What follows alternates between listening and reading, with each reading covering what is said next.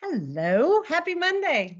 I'm Molly, sitting in for Karen Anderson today as she frolics on the beach somewhere on vacation. Well deserved for her. And we're going to just go over our week in review here on Aortic Hope's YouTube channel, AHTV. And while I've got your attention, go ahead and click that like button, your share button, and turn on the little bell so that you get notifications every time Aortic Hope goes live on this channel. So happy that you're here with me and participate in the live chat if you'd like. It's always fun to have some interactions. Um, let's just get right to it. So this week we had some really great articles. I'm This going to past week, pause you. I thought we were going to plug the patient guide right away. I'm going. Oh, okay. So we've got some great articles to go over that were posted last week. Before we get started, we would like to reintroduce you again to our newest book, Aortic Disease, the Patient Guide. It's the sister to Aortic Disease, Aortic Dissection, the Patient Guide, which was wildly popular. And this one is too. There's no excuses. Go get a copy, download it. It's free. You get one hard copy free, and you can download and share that download to everyone and anyone you think could benefit from this patient guide. It's it's backed by the Society of Thoracic Surgeons and the Society for Vascular Surgery. So it has a great following. Go ahead and jump on aortichope.org to download the copy. And let us know how you like it. There is a survey, I believe, that you can fill out, and we love the feedback. And one great thing is you can give this link to your doctor, primary care, surgeon, your local EMTs, firehouse, and they can download the book and get 25 free copies. It comes in a big box, and they can hand them out to their patients. Of course, since this is free, we love donations. Aortic Hope thrives on donations only. It's a patient-led organization, and no one collects a penny. So it's all volunteer work. So donations help keep Aortic Hope running. So make sure and tell your doctor or whoever you give the link to follow up with some donations. There you go. Aortic Disease, the Patient Guide. Go get yours now. All right, so we have Joyce who contributes every other Monday with Movement for Movement, and this is your Monday check-in. She starts with a poem. Roses are red, the skies are blue. Get up and move, your body needs you. That's cute. So one small step is where it begins. Each little motion is a quiet win. Go outside. Movement doesn't have to be big to be meaningful. A slow walk, a few extra steps, or simply rising with intention, it all matters. Move. You were made to rise. Let us run with endurance the race set before us. That's a cute little quote she included. And again, every move you make is part of your healing story. Keep going. Strength is growing with every step. A little friendly reminder, always check with your doctor before starting any new exercise routine. She's very inspirational. Joyce Karenbach, she's our volunteer for Movement Mondays. Yeah, always move. It's good for you. Makes you feel good. And it does help you heal faster. Let's just go on. Yeah. Have you done any movement lately, Joshua? Just cooking, cleaning, and regular life activities. Let's That's say hi to movement. Christina and Ken, and welcome to all the shy people that are there not chatting. Who could those be? If it's anyone in my family, I really hope you jump into the chat and say hello. I invited my family to come join today. Well, hi, Ken. How are you doing? Christina? Velda? Is Velda here too?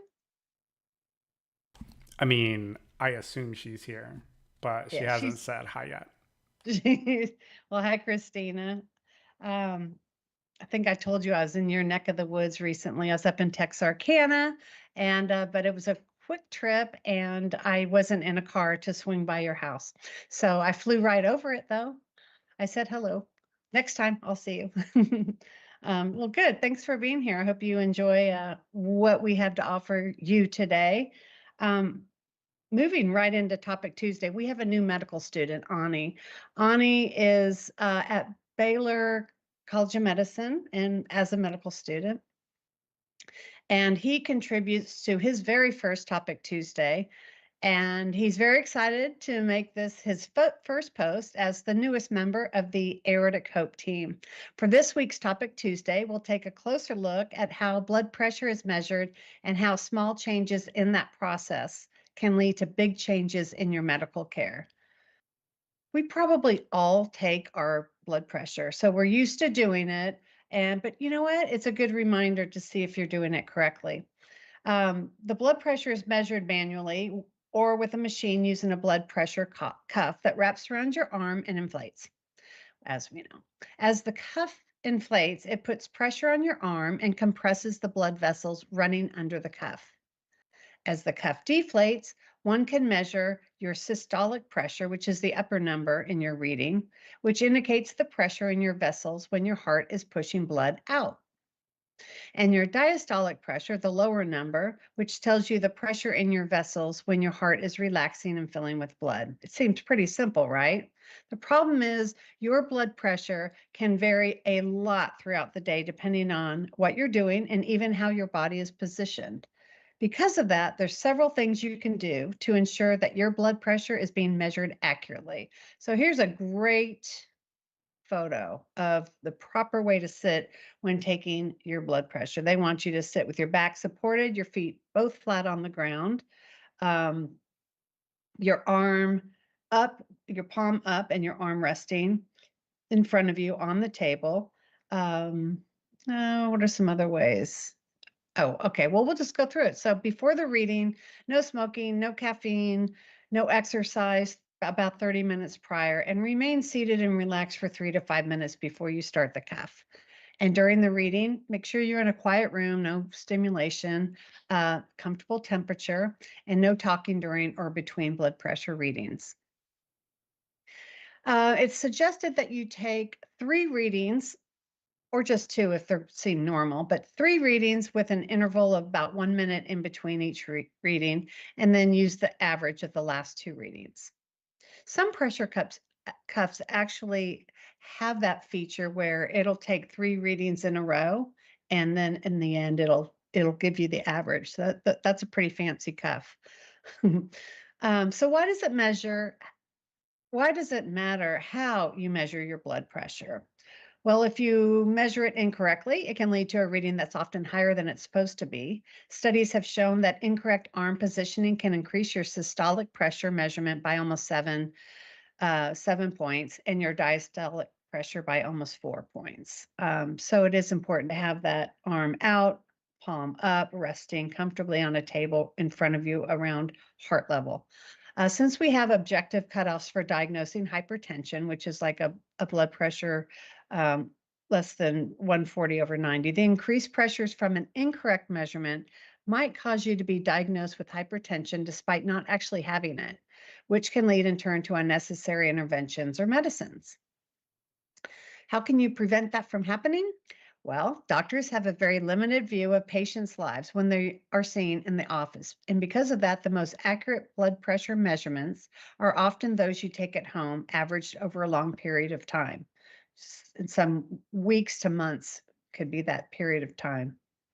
And if you ensure that you're consistently taking your blood pressure correctly at home, this will provide the most reliable assessment of your blood pressure for your doctors to work off of. And he includes a great article that you just go ahead and click on, and it'll tell you some more information. So he says that's all for this week, folks. Thank you so much for joining me here. Hope to see you again next week. Signing off, Ani. Anruta Carla is his proper name. Excellent We work, call him Connie. Ani. Yeah, really good work. We're so happy to have him. Was really excited to do this, and he's done a great job already. So thanks, Ani. Let's Um, welcome Barbara and Velda to chat. Hi, Barbara and Velda. Barbara says, Hello. first time here, didn't know you folks existed. Boo. Hi, Barbara. I asked how Oh, she found out about us, and she says, I was on YouTube polling around, and Aortic caught my eye. Great idea to have these chats. that's so great, I Barbara. agree. Yeah. I love the live feed, the chat so that we can, meet people and see if anyone has any questions or things like that. So, Barbara, I'm so happy that you found us. Click that little notification button and you will receive notifications of all things Aortic Hope. We do tons of live podcasting, I guess you could call it. Lots of shows, lots of question and answer shows with doctors, surgeons, pharmacists, you name it, therapists. We have so much content. And also check us out on aortichope.org. So good. Well, warm welcome to you again, Barbara, and all you others out there. Thanks for being here again. Yeah. Well, all right. Well, here's another friendly reminder. Think aorta, think family. We can't stress this enough. It's a campaign that is bringing awareness to aortic disease. It does run in families and it's more common than you think. So when in doubt, get it checked out. Think aorta, think family. Um, Share and learn about your medical family history. There are some medical conditions that could put you at a higher risk for aortic disease. Uh, Again, it's more common than you think. So when in doubt, check it out. That's a great reminder for everyone. Well, we have brought to you another series, a great series, provided by Ryan Rodimer. He is an aortic dissection patient in our community, but he also was a geneticist for specific for cardiology, cardiac diseases. And he put together an 8-week blog series, and we are now on week 7. And if you're just joining us, go back to the website under blog and go find the Genetics 101 with Ryan Rodimer and brush up on the previous 6 weeks. Today, this one is about the cost of genetic testing. Last week, we talked about genetic testing and how it could be very, very important to you and your family members. But there is a cost to it, and he's going to talk about it right here, and I'm going to read it for you. Genetic testing has opened the door to earlier detection, personalized treatment plans, and hope for families affected by aortic disease. But let's face it, one of the most common questions is, what will this cost me? This week, Ryan is back to take the fear out of the financial unknown, whether you're navigating insurance coverage, considering self-pay options, or wondering how Medicare and Medicaid fit into the picture. Ryan breaks it down all in a plain language. Plus, learn how genetic counselors can be your greatest ally in finding the most affordable and effective path forward. Let's make some informed decisions without the financial stress. Again, think aorta, think family. Part 7, here we are, Genetics 101. So genetic testing, once a far-off dream, has transformed into a reality that's as close as our fingertips. With it comes the promise of personalized medicine, the potential for early disease detection, and a wealth of insights into our own genetic makeup. But while the scientific strides are exciting, they can also leave you scratching your head wondering, so how much is this going to cost me? Let's chat about costs, insurance coverage, and all things financial in the world of genetic testing. No need for any penny pinching panic. That's cute. Penny pinching panic or insurance induced insomnia here.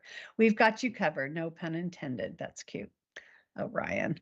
And as always, if you have questions, don't hesitate to reach out to Ryan at ryan@myaorticjourney.com. And remember, think aorta, think family. Here we go again. Yeah, genetic testing and insurance, breaking it down.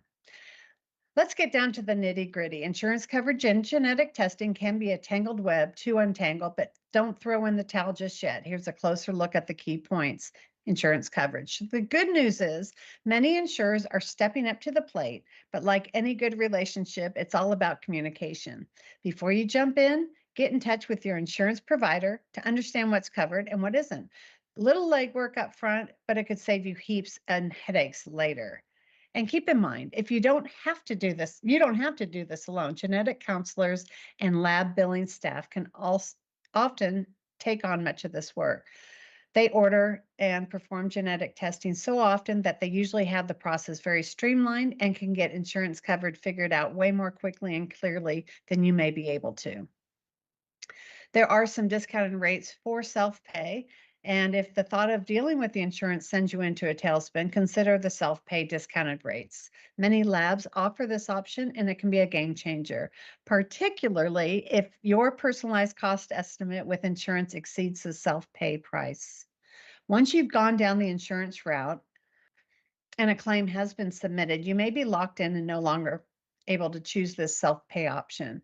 It may make sense to choose that option from the start.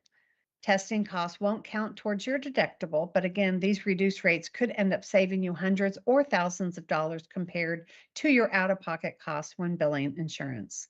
There are a handful of labs that cap the self-pay cost at $250 or less. The days of losing the farm in order to afford genetic tests are long gone. Losing the farm. Um, all right, so the role of prior authorization. A heads up here, many health plans require prior authorization for certain tests and services, including genetic testing. So what does that mean? It means that your insurance company needs to give the nod of approval for the test before they determine whether they'll cover it. If prior authorization is denied, you might be offered the self-pay price for your specific genetic test. Again, you are not responsible for seeking prior authorization. This needs to come from your ordering provider. But again, if that provider is a genetics professional, they likely have a prior authorization template letter written up and ready to go. And they know just the right words to maximize the chance of your insurance approving the test. Some genetic labs will also submit the prior authorization on behalf of your provider.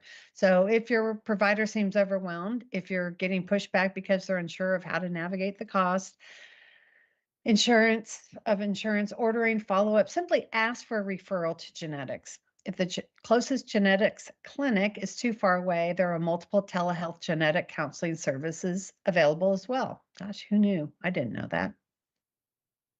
Some labs are in network for most health plans, including big names like Aetna, Anthem, Cigna, United Healthcare.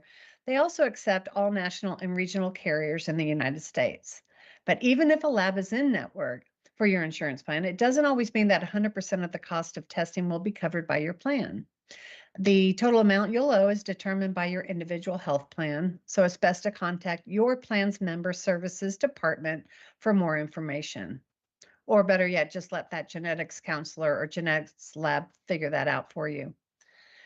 Medicare does not have guidelines for the coverage of genetic testing as it relates to cardiology. However, some labs such as Invitae may not balance bill the patient if they have straight Medicare.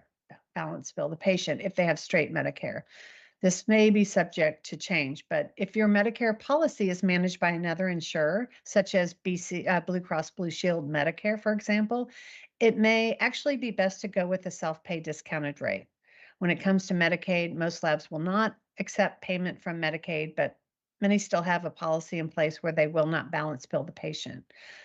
So back to the theme of the day, let a genetic counselor help. So yeah, just put the ball in that genetic counselor's court. So here we go. The superheroes of our story, the genetic counselors. These knowledgeable professionals can work with the lab, patient, and insurance to find the most cost-effective option for your genetic testing. They're equipped with the expertise to help you navigate the maze of genetic testing costs and insurance coverage, giving you peace of mind and potentially saving you a pretty penny in the process.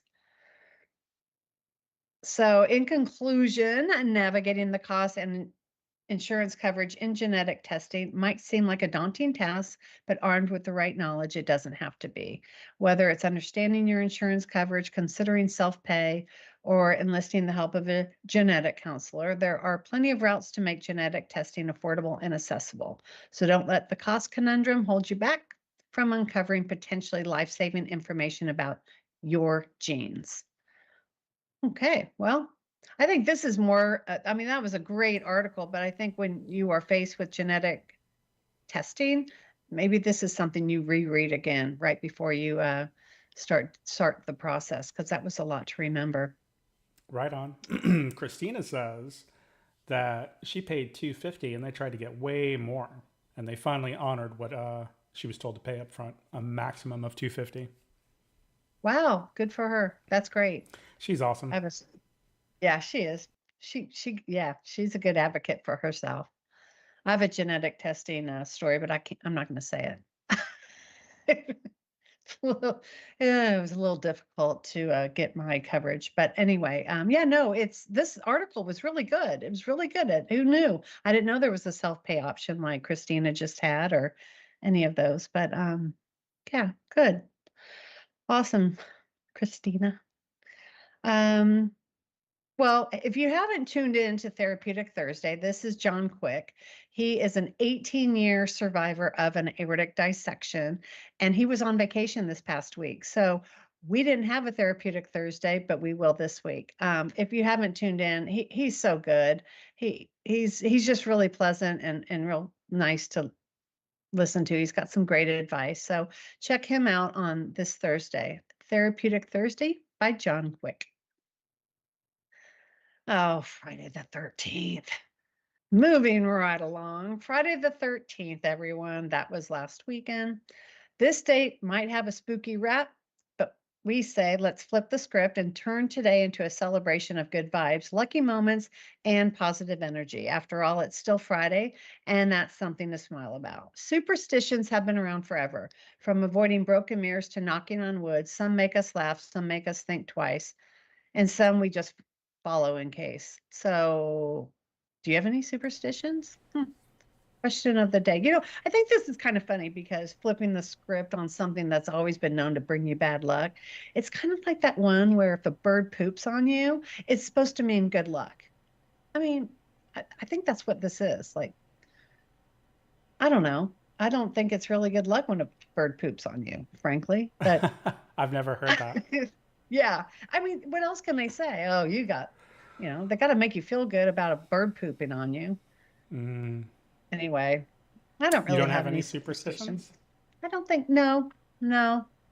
I mean, I will knock on wood when I say something. I mean, if wood's around, I don't knock on my head or anything. I don't knock on a plastic wall. But if there's wood and I say something, I might do a little tap. Maybe that's a Mm. superstition. I don't know. This Just a is habit, this is a really. superstition. I do like tapping on wood. I think that's fun. But I don't know if that's habit or superstition because I don't think that it gives me good luck. But I like it, you know. And where we say knock on wood, Uh-huh. I understand that in the UK they say touch wood. Oh, Yeah, and I was okay. like, oh, that's interesting. Oh, that is interesting. Um, I have stopped wearing like I have a Lamar Jackson jersey, a big Ravens fan, and I have an Alex Ovechkin jersey. And anytime I'm wearing those, the team loses, so I don't wear those anymore until the game is over, and then I celebrated them. You're hugely superstitious. Yes, Those are the that's like only a two things I do. okay. Well, sports superstitions are very strong. I mean, Oh, boy, oh, I have a buddy who has to be in his team's shoes, in his specific chair. Not even in his chair. He has to sit a specific way in the chair for field goals. so my brother-in-law and my niece, they are big University of Alabama fans. Roll Tide. Roll Tide. And yeah, they are really into it. And so much so I can't even comment on their superstitions because I'm really not allowed to go watch the game with them. That's how superstitious they are. They Wow. have their little group, they watch it, and there's like no talking, there's nothing. It's just crazy. But yeah, it's whatever. It's part of the fun, I guess, watching sports teams. So Christina's got an ad on here. She says, my deductible is extremely high and insurance wouldn't have paid it anyway. It would go towards deductible. So maybe do it the year of dissection if possible. That's a good idea. Right. Yeah, Right. after you've Yeah, I after start you've thinking pushed of all the way through. yeah, yeah, definitely. Yeah, that's if she has a high deductible, that makes sense because I mean, what 250 is not going to put a dent in, let's say, $1,000 deductible. So, yeah, good. Well, she got some good advice there. I wonder, did she get that advice from somebody or she figure that out on her own, Christina? Um, Also, John Ritter Foundation has a program where they do genetic testing for you, but they don't give you the results back, I don't believe. They just use it for the research. Is that right, Josh? Well, so, My understanding is they only reach out to you if they have a positive match, okay. right? And then also, don't, I could be wrong about this too, but don't be too quick to expect responses. I believe they have to wait for enough to come in to run a batch. So Oh, I like you see. might you might be sitting on, a couple weeks before a full amount comes in before the batch even gets processed. Oh, okay. Yeah. So they only let you know if you have a positive match. So, like if you have Louis Deeds or something, they'll get Mm-hmm. in touch with you. But if you Mm. don't have anything, you just won't hear. Oh, okay. Yeah, and again, it's like, variant of unknown significance. I don't think they make that call. I think they just put it in their like labs and just wait for more. Get it retested again because they may have come up with a gene that is identified with aortic disease.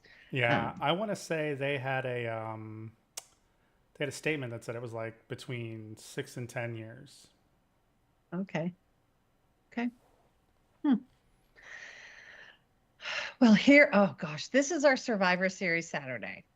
And this is such a great live event. This is Judy Sharman. And I stopped the video here just to capture her and her husband, Larry. And I'm sorry, it's not the best picture. She's so pretty. And she tells such a great story. The two of them were so great.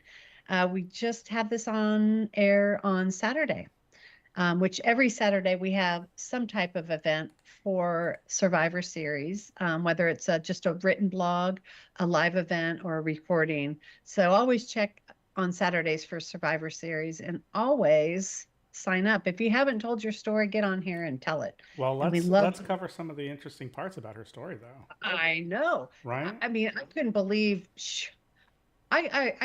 yes, she is incredible. She tells such a great story. Um, yeah, yeah, she went through a lot too. She had She went through two, 6 weeks before she got diagnosed with a dissection. right. Right? She had one and then she had another. Isn't that right? Yeah. So, So we're talking like panic attack, an overnight chemical stress test, which she couldn't keep any food down the entire time, and then they sent her home. Um, on the December 5th, she had an appointment with her primary care. They did upper GI, nothing there. On December 11th, an ultrasound of all organs, nothing's found. She had a 10-day California Christmas visit. She went through 4 flights. She was just exhausted. She was just sleeping 12 hours a day. On January 1st, she comes home and she couldn't walk through the house. She was just losing all of her energy. She had night sweats. She couldn't eat. She lost 15 pounds, and she is an athlete. So she losing weight is like a crazy thing to happen. well, being out of breath too. Yeah. I think she said 5 marathons she ran and multiple other races, Hmm. but she's an athlete. She's a runner. She's incredible shape. And so she knew something was wrong with her. She said, something's wrong, something's wrong. It's like nobody was listening or no one was believing. Hmm. It was just so frustrating hearing her story, but it does have a good outcome and Yeah. everything. So, yeah. So Yeah, that was now let's go from that's January 1st to January 6th. At 2 a.m. mhm. on January 6th, she feels it 100 times worse than she did on that initial hit. And so she sleeps through the night, and she just like rests through the night, and then bam, the next day she's in there, gray in color, requested a CT scan herself. She requested a CT scan. She Um, drove herself. yeah. She drove herself that morning. Yeah. A week from Thursday was their next availability, and so then one of the nurses was just like, I'm gonna do something for you. And she scheduled her for 8:30 a.m. the next morning. Bam. She gets in there. Surgeon says this is high risk surgery. We're gonna do everything we can. And then she's very cute, and she's like, "So I'm sitting there, and they're telling me that it's high risk, and I have to talk to my husband." And she goes, "I had to boss him for a minute."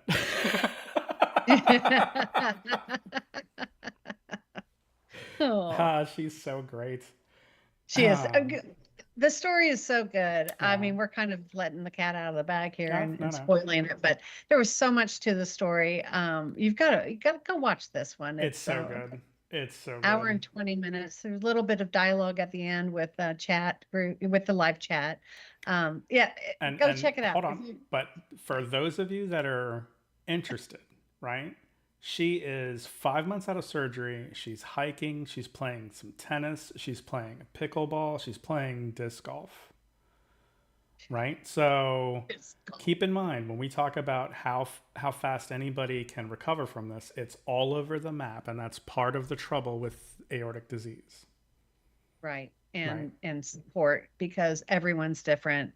I do like any surgery, I think the more fit you are going into it, no matter what it is, could be a hip replace, anything, you're going to come out generally a lot better recovery because your body, is in better shape. So I think her athleticism and everything going into her surgery helped her. I mean, 5 months out is that's nothing. I know. No, she's pretty impressive. She Yeah, is. great She's great. story. She did a really good job. Larry is a very lucky man. Look at Yeah, that smile. yeah, I know. They're cute. They're cute. That was a good one. I really enjoyed that one. We wrap up the week with Father's Day. So, all the fathers out there, happy Father's Day this past weekend. I hope you had a day of rest or anything you wanted, and we uh, we appreciate you. Yeah. Happy Father's Day, everyone. That looks like the beach out front of my house right there. Beautiful. All right, so wrapping up the week, we have a few things coming up this week. Tonight, for example, we have the Caregiver Connection, and that's for caregivers only. It's a closed group, and it's at 8 p.m. Eastern Time. Tomorrow, we have Diane Bishop coming to us as the Aortic artist. That's at 7 p.m., and it's a paint along. So let's join her. That should be fun. She's really good. She's super entertaining. Thursday, we that's the 19th at noon Eastern. We have Therapeutic Thursday with John Quick, as we mentioned earlier. And later that evening, 6 p.m., we have Airdick Kitchen with Chef Rob and Mindy, his wife. Sunday, we will be having Kevin Songer doing his Qigong, and he comes live at 12:30 Eastern on Sundays. And if you haven't done Qigong with Kevin, check it out. It's really good. It's talk about movement for Movement Monday that Joyce mentioned. It's subtle movements, but it's really effective. And it's like it's like a Tai Chi and a yoga all rolled into one, but it's not difficult. It doesn't, anyone can do it if you have had it cleared with your doctor. Um, yeah, and then Karen will be back from vacation, 100% relaxed, I'm sure, and rejuvenated, probably very tan too. She'll be back with Week in Review next Monday. So we can't wait to see her. And gee, anything else? Anything else we have? Joshua? Um, I don't think so. I think this was a light month for live Q and A's. Yeah, yes, they're so It's good though. Yeah. I was gonna say it's summer. You know. It's summer. Yeah, it's hard to get. Um, I will be going to an appointment tomorrow, and I'll see a few doctors there. And I was thinking about asking one of them to join us for a live Q&A. She's a cardiologist that is, for everyone, but she also specializes in women's health, women's heart health. So she's great. She actually has a yoga class that I take on Mondays, and Nice. I might even see her tonight. But I'm gonna try and rope her in and get her on one of our Q&As. Does she have Yeah, anything to do with your cardiac rehab facilities. That's where she does her yoga class. Yes, but Nice. she's in a building right next door. There's actually two cardiologists that do. One does a Pilates yoga, and then this one does yoga. It's just really good. Um, yeah, that's really nice. They just offer these classes, and it's great. But I hope to get her. I'm going to try and talk her into it, and she's really nice. Very cool. So Yeah. Christina says when we were asking about how whether she came up with the idea of doing it during the year of your dissection, she says that's all me. The geneticist left the room and came back in and said it would be $250 or less. Oh, Then a higher 2000 bill was sent to her, and she reminded them on the agreement, and it took 2 years for them to figure that out. well, that's similar to my story, but Yeah. I'm not going to talk about my story because Yeah. well, that's great. Good, Christina. And Christina says, I loved Judy's Survivor story. She left a comment on Judy's story. She said, I had to go back and watch it again. And I glowed when I read that. I thought that was great. And I sent that to Judy. And Judy hits me up with an email. She's like, hey, it's asking me to sign in. And I was like, yeah, you have to sign in to leave a comment. Oh, good.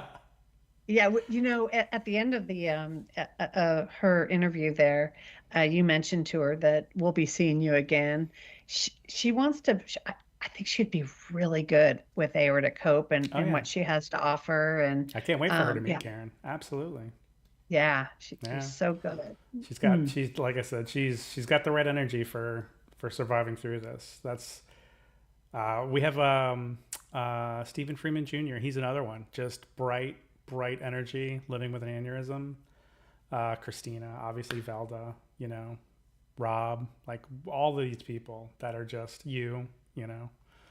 We have it's just such an Yeah. interesting community. It's just made up of everyone. By Very different survivors, from for all. survivors, yes. Yeah, yeah, it's a great. If Barbara's still here, I'm curious if she wants to share, why she found Aortic Hope. Was she searching for something having to do with her heart or aorta? Be interesting to see, or if she truly just stumbled upon us.